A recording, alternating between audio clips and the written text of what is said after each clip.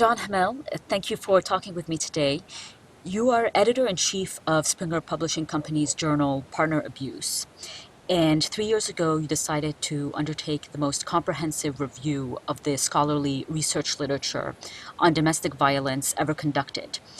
The result of this is the Partner Abuse State of the Knowledge Project, or PASK, P-A-S-K. You've published the findings of PASK in special issues of Partner Abuse and in a massive online database free to the public through the journal's page on springerpub.com. Tell us a little bit more about the Partner Abuse State of the Knowledge Project and its significance. Well, the significance of PASK is twofold. One is that it is the largest scholarly inquiry into domestic violence ever conducted, by far, in multiple areas of inquiry. Prevalence rates, the context of domestic violence, the impact of domestic violence on families and children, the causes, policy issues, the effectiveness of law enforcement responses, et cetera, et cetera, et cetera. So that's number one. Number two, of course, is that it's accessible to the public, and that's there's just nothing else like it. And domestic violence or partner abuse is an extremely important public policy issue, and it needs to be accessible to anyone who's interested in it. Yes, we, of course, recommend and encourage people who are interested in PASK to subscribe to the journal and to read all the articles.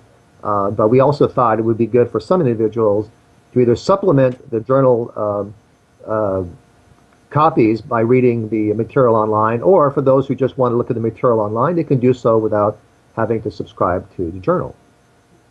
What would you say is the most significant finding to come from PASK?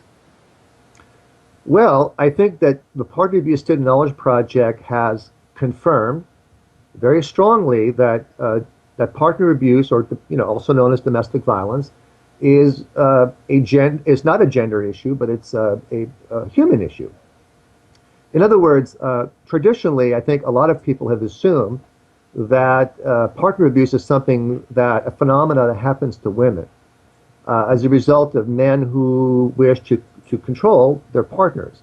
And but the scholarly research over the last 20 years has shown that actually there is approximately the same number of women who are violent towards their male partners as males who are violent towards their female partners. We've known that for a long time, and a lot of victims advocates have come to accept that.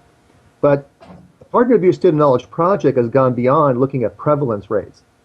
In other words, not only is it the case that men and women are hitting each other at comparable rates, they're also doing so for very similar motives. In other words, when we one of the Partner Abuse State of Knowledge manuscripts looks at motives for perpetrating partner abuse, and when you ask male and female perpetrators what the reasons are for being violent, approximately the same number of men and women say it's for self-defense. Approximately the same number of men and women say it's because I want to control my partner, or for retribution, or to express emotions, or for jealousy. We also found that equal numbers of men and women initiate violence. In other words, women are just as likely to be the first person to actually hit and to initiate the violence as the man. The risk factors for partner violence, in other words, the causes or the factors that are correlated with partner violence perpetration, are basically the same for men and women. So, and furthermore, incident rate of emotional abuse and control is about the same, again, between men and women. There are some notable exceptions. So I would say that PASK also confirmed that, as we suspected, women are far more likely to be impacted by partner abuse. In other words, women suffer more physical injuries. They are more likely to express fear. They are more likely to have to express and to evidence mental health symptoms and health symptoms of all kinds compared to men.